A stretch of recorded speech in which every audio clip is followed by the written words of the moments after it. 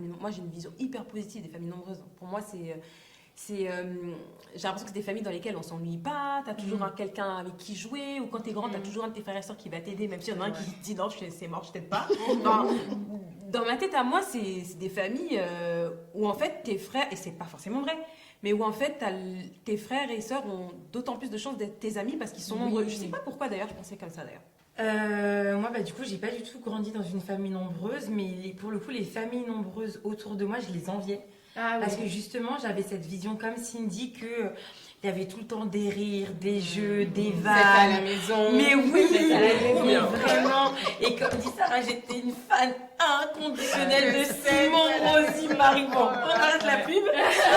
Mais j'ai vraiment eu toujours ça. Je pense aussi que ça m'a peut-être conditionnée parce que moi, je te disais que j'ai toujours eu envie d'avoir 4 enfants, mais depuis jeune. Donc je pense que j'ai voulu vivre peut-être ce que j'ai pas eu. J'ai toujours rêvé d'avoir une maison remplie d'enfants qui me rendraient chèvres, de bruit, qui se cassent et tout, etc. Moi, j'ai jamais eu une perception négative des familles nombreuses. Au contraire, moi j'étais un peu comme toi, j'ai grandi avec 6. Qu'est-ce qu'on a rigolé. Moi, franchement, notre famille, c'était ma famille d'abord avec 6 enfants. C'était, mais vraiment, on a beaucoup ri, on a passé de super temps ensemble, j'ai des super souvenirs d'enfance. Oui, il y a eu des temps de galère, etc.